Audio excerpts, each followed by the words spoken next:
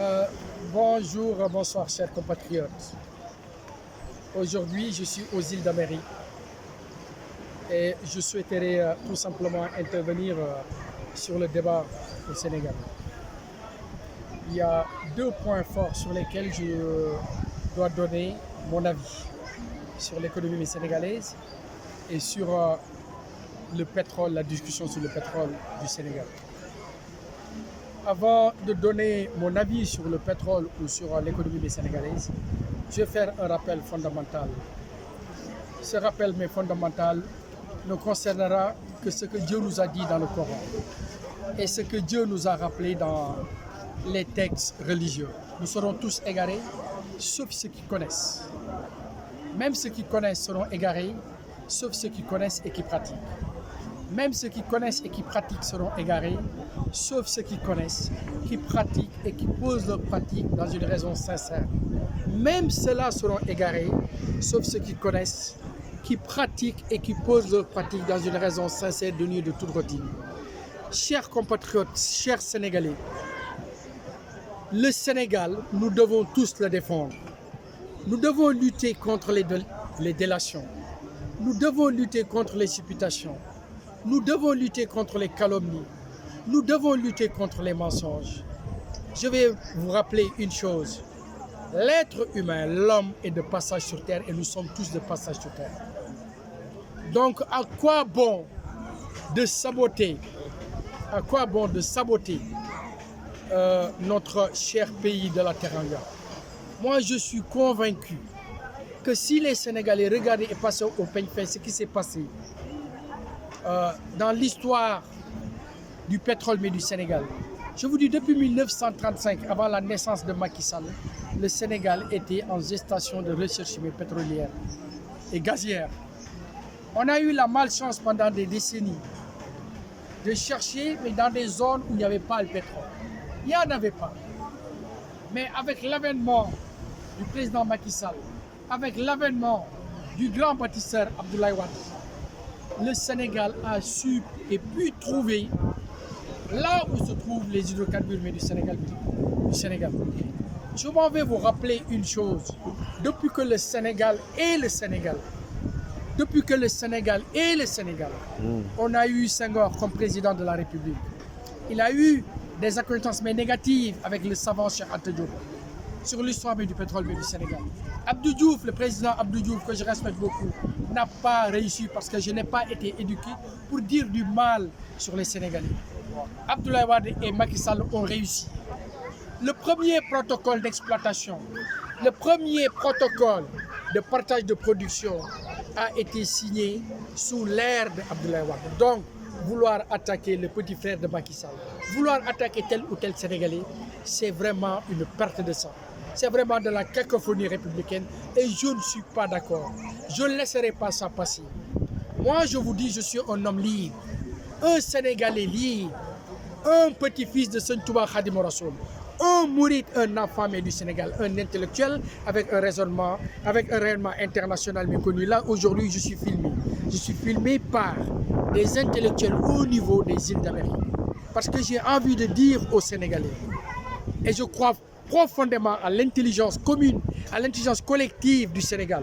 Nous ne pouvons pas accepter de vivre mais dans la calomnie. Il y a un principe fondamental mais très simple. Subdiviser pour mieux régner. On a été victime de ça pendant des décennies. Le colonialisme, le néocolonialisme, les affres de Bob Denard. Et tous ces gens-là, il ne faut pas que nous tombions dans ce piège-là. Le Sénégal est devenu riche.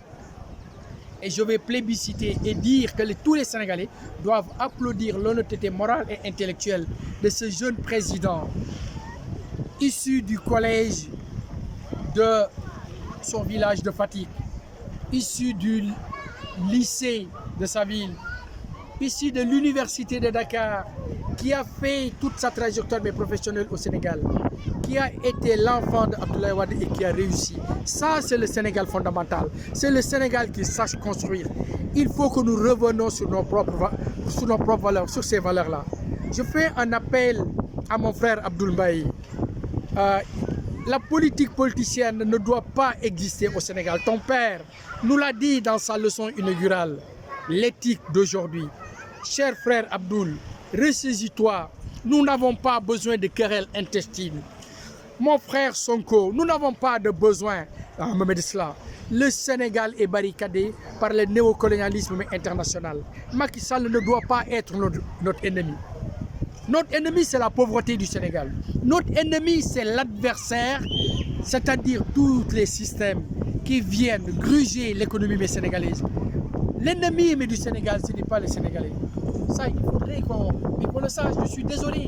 Moi, je ne suis pas payé par Macky Sall. Je ne suis pas payé par aucun système africain.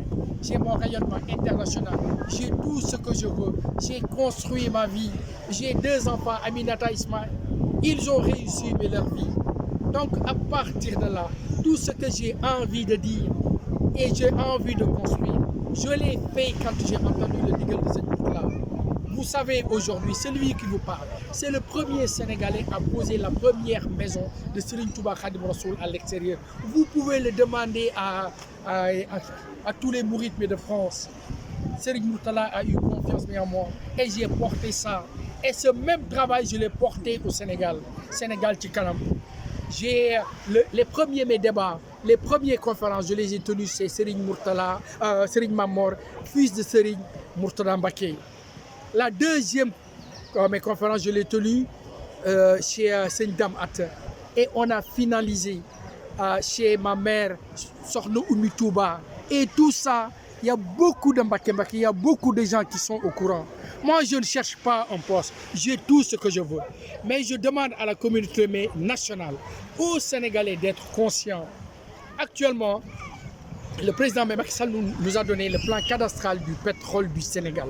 Est-ce que vous savez quelqu'un qui nous donne le plan cadastral du Sénégal, le plan cadastral pétrolier? Il y a beaucoup de présidents qui sont passés. Le zircon a été pillé.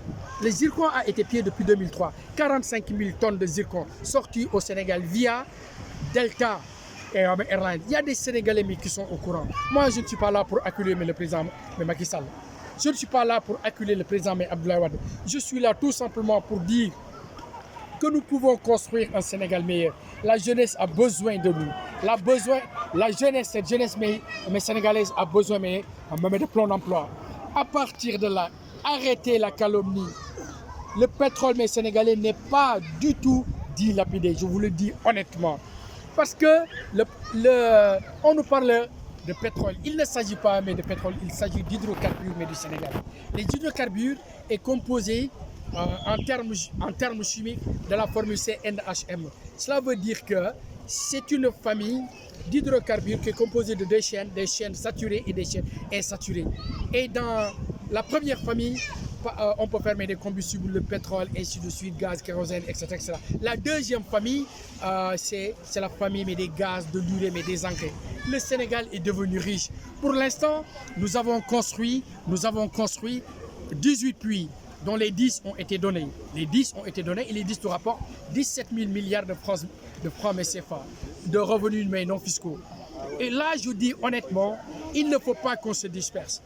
Il est question qu'on s'organise pour que cette jeunesse sénégalaise puisse s'en sortir. Il s'agit qu'on s'organise. Macky Sall n'est pas éternel. Serigne Khadim Rassoul qui vous parle n'est pas éternel. Abdoul Mbaye n'est pas éternel. Mais le Sénégal restera éternel. Cette jeunesse sénégalaise restera éternelle. Et à partir de là, qu'est-ce que nous pouvons faire? C'est s'organiser pour ne pas être victime comme le Congo. S'organiser pour ne pas être victime comme le Gabon. S'organiser pour ne pas être victime comme le Venezuela. S'organiser pour ne pas être victime comme la Guinée équatoriale. Nous sommes riches par les ressources naturelles, par les hydrocarbures. Nous sommes riches par les zircons. Nous sommes riches par toutes les ressources naturelles. Donc il est question tout simplement que le Sénégal met dans l'économie de jauger vers la diversification.